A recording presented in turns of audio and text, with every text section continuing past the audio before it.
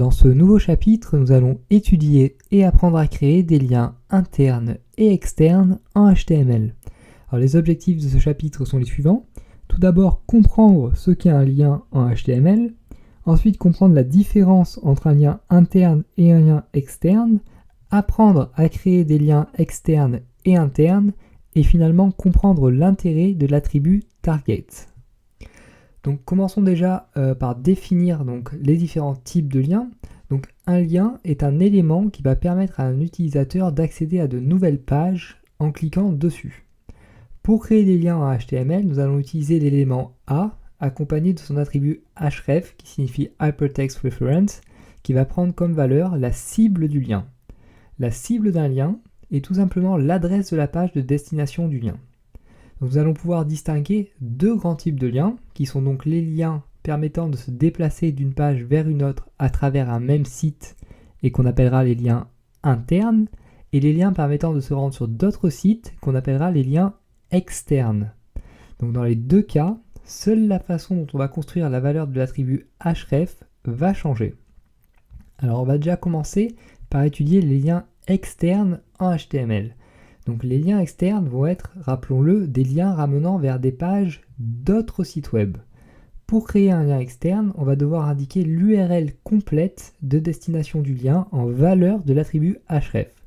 Donc par exemple, prenons notre éditeur de texte et tentons de créer un lien à partir de notre page vers vers une page d'un autre site web. Donc pour cela, commencez déjà par écrire la structure minimale d'une page en HTML. Et ensuite, à l'intérieur de notre body, nous allons créer notre lien. Donc par exemple, on peut insérer notre élément A à l'intérieur d'un élément P. Donc par exemple, on peut écrire, cliquez ici pour vous rendre sur la page d'accueil, puisqu'on crée toujours des liens vers des pages, évidemment, de Wikipédia par exemple. Ce sera pas mal. Et donc on va intégrer notre élément A à l'intérieur de cet élément P. Donc ici on veut que le texte ici soit le texte cliquable, c'est-à-dire que lorsque l'utilisateur va cliquer sur ici, il sera renvoyé vers la page d'accueil de Wikipédia. Donc ce texte va devoir être intégré à l'intérieur des balises A, donc balise ouvrante ici, et balise fermante, après, donc ici. Et de cette façon, ici sera le texte cliquable de notre lien. Donc avec notre élément A, on va utiliser, comme je vous l'ai dit, un attribut href qui va prendre dans le cas d'un lien externe l'adresse complète de la page vers laquelle on souhaite faire le lien, c'est-à-dire l'URL complète de la page. Donc dans notre cas, ça va être http://wikipedia.org, il me semble. Donc on enregistre. On retourne sur notre éditeur, on met à jour la page. Vous voyez bien que ici est bien cliquable et lorsqu'on clique dessus, nous sommes redirigés vers la page d'accueil de Wikipédia. Donc ce lien fonctionne parfaitement bien. Et donc voilà tout pour ce premier type de lien, c'est-à-dire les liens externes, qui sont assez simples à créer comme vous pouvez le voir. Il suffit tout simplement pour cela de renseigner en valeur de l'attribut href l'URL complète de la page vers laquelle on souhaite faire le lien. Donc dans notre cas, c'était la page d'accueil du site de Wikipédia, donc http://wikipedia.org tout simplement.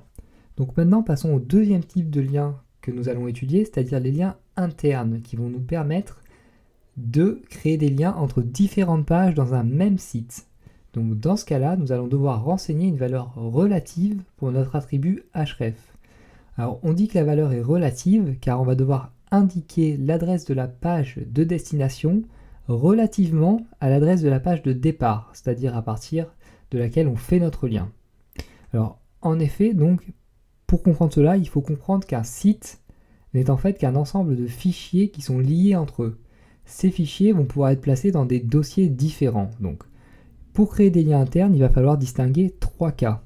Le cas où la page de départ et la page de destination sont dans le même dossier, le cas où la page de destination est dans un sous-dossier par rapport à la page de départ, et le cas où la page de destination est dans un dossier parent par rapport à la page de départ. Donc pour illustrer ces cas, nous allons avoir besoin de 3 dossiers différents, et on va également avoir besoin de 4 pages HTML pour créer nos différents liens. Alors voilà la structure que je vous propose de créer. Donc déjà, 3 dossiers différents.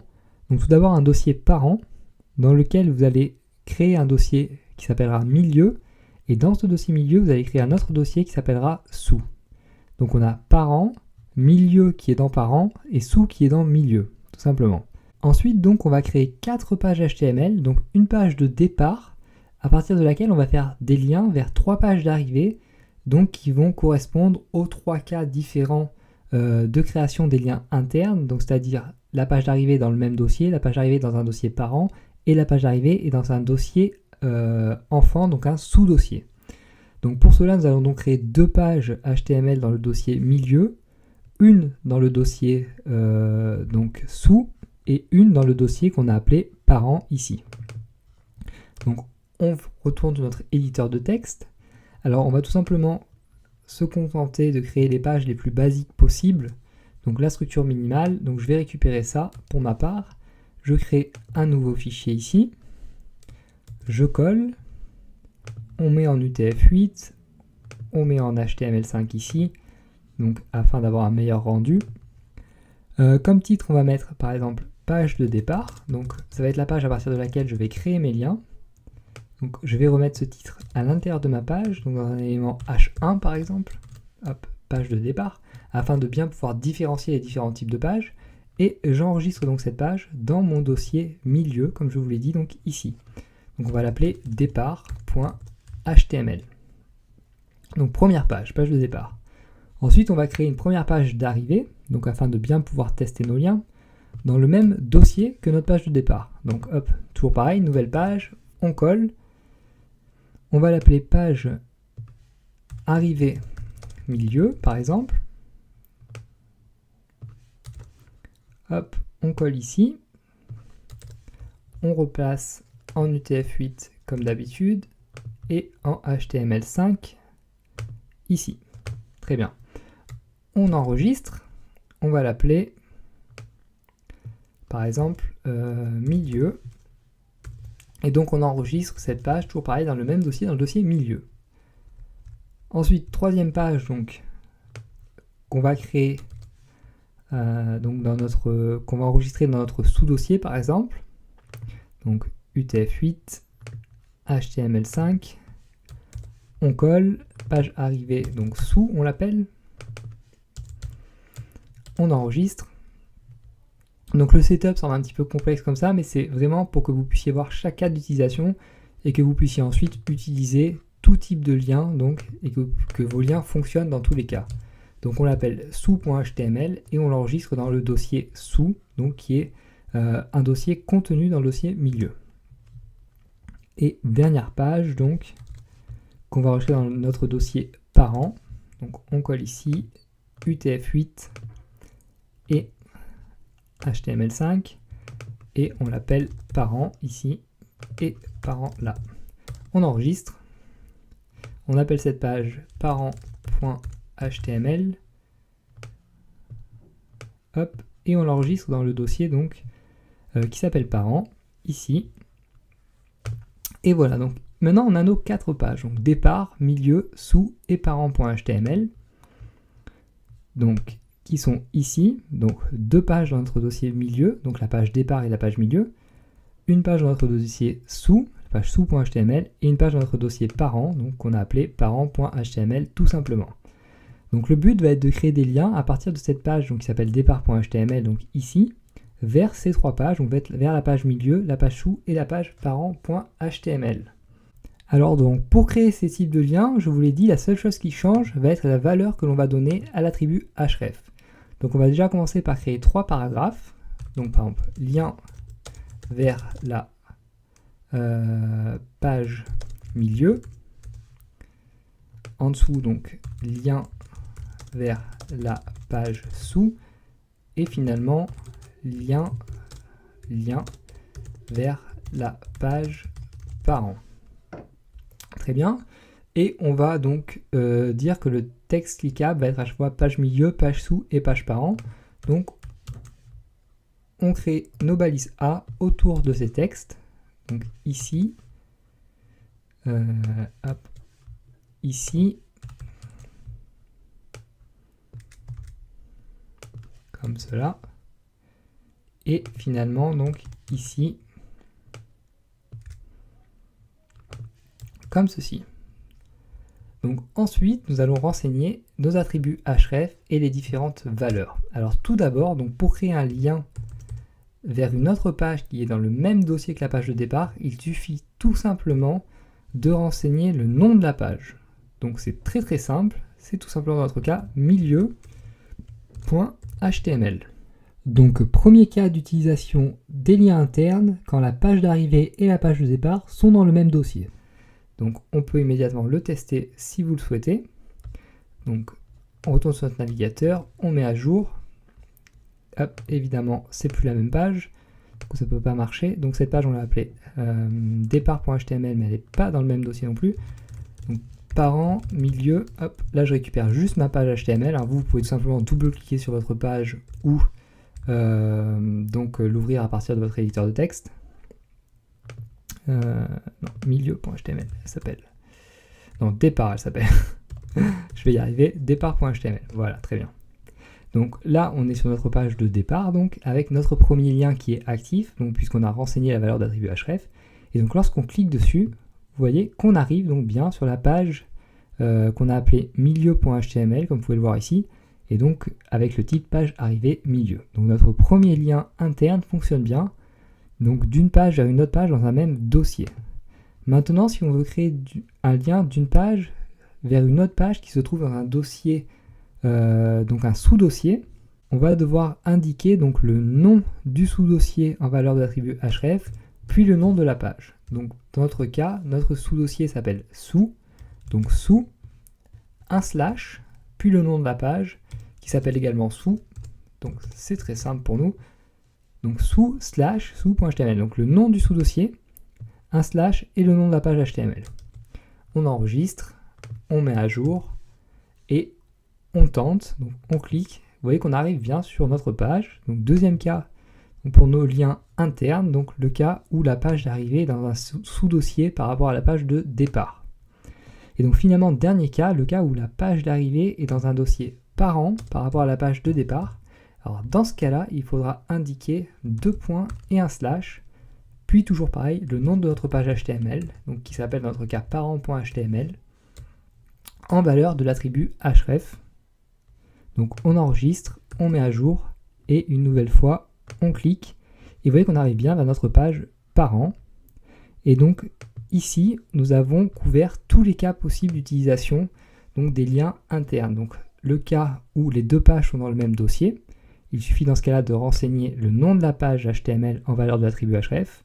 Le cas où la page d'arrivée est dans un sous-dossier par rapport à la page de départ, dans ce cas-là, il faut indiquer le nom du sous-dossier. Et le cas où la page d'arrivée est dans un dossier parent par rapport à la page de départ, et dans ce cas-là, il faut indiquer 2 points et un slash, puis le nom de la page. Alors, il reste tout de même un cas qu'on n'a pas vu, c'est le cas où la page d'arrivée, par exemple, serait dans un sous-sous-dossier ou dans un dossier parent-parent. Donc c'est-à-dire si elle était dans un dossier encore supérieur à parent ou si elle était dans un dossier lui-même contenu en sous. Alors dans ce cas-là, il faudrait tout simplement indiquer les différents noms de sous-dossiers. Donc par exemple, si dans mon dossier milieu, j'ai un dossier par exemple qui s'appelle donc sous 1, et dans ce dossier, donc j'ai un dossier qui s'appelle sous 2, donc, et que dans ce dossier, donc j'ai ma page HTML, et que je veux créer un lien vers cette page HTML, il faudra ici que j'indique donc quelque chose comme donc en valeur d'attribut href, toujours pareil, sous 1, slash, sous 2, slash, donc, et le nom de ma page HTML, donc nom page .html par exemple. Donc évidemment il faudrait mettre le vrai nom. Là, vu que là j'ai pas créé de page, évidemment ça ne sert à rien de créer ce lien. Mais donc vous voyez l'idée. Et dans le cas où la page serait dans un dossier parent-parent, donc c'est-à-dire un dossier parent qui serait un étage au-dessus encore, il faudrait indiquer une nouvelle fois donc 2 points et un slash, et donc autant de fois 2 points et un slash donc qu'il y a de dossiers d'écart entre la page donc d'arrivée et celle de départ, et autant donc de sous-dossiers qu'il y a entre la page d'arrivée et la page de départ dans ces cas-là. Alors ça arrive pas souvent, mais ça peut arriver. Donc je préfère quand même vous montrer ces cas d'utilisation également. Donc rappelez-vous, on indique soit tous les sous-dossiers, soit autant de 2 points suivi d'un slash qu'il y a de dossiers parents d'écart entre la page d'arrivée et la page de départ pour créer un lien interne. Donc là, on a vu donc tous les cas d'utilisation donc des liens externes et internes. Donc la dernière chose de laquelle je voulais vous parler, c'est l'attribut target. Donc target qui signifie cible en français. Alors jusqu'à présent, donc vous allez très vite comprendre l'intérêt de cet attribut. Donc jusqu'à présent, lorsque nous cliquions sur les liens créés, nous étions immédiatement redirigés vers la nouvelle page. Donc par exemple ici, si je clique vers la page milieu, je suis redirigé vers ma page milieu tout simplement. Alors le problème, c'est que souvent, si vous disposez d'un site, vous voudrez que le lien s'ouvre dans un autre onglet ou dans une nouvelle fenêtre afin que le visiteur donc, ne perde pas la page de votre site. Car là, dans mon cas, pour le moment, donc, la page milieu a remplacé ma page de départ.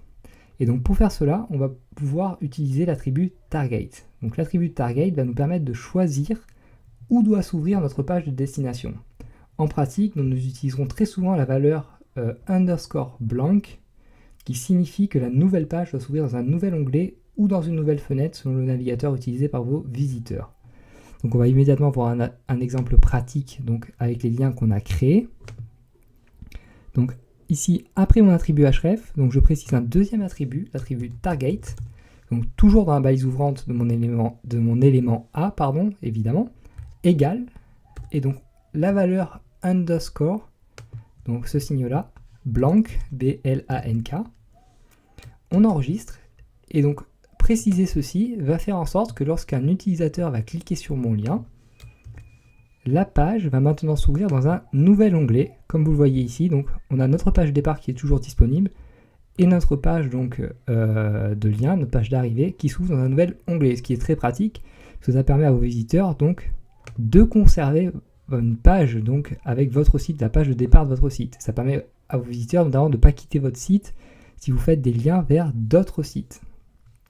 Donc voilà tout pour cet attribut target qui peut être très utile. Donc retenez surtout cette valeur, la valeur underscore blank qui est la valeur la plus utilisée, hein, très largement la plus utilisée.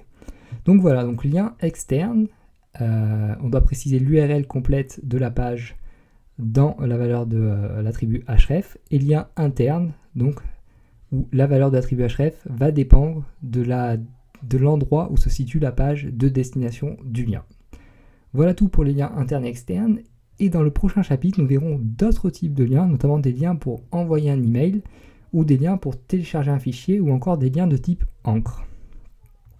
Donc d'ici là, entraînez-vous bien avec ces premiers types de liens qui sont très importants à maîtriser, et à bientôt pour le prochain chapitre.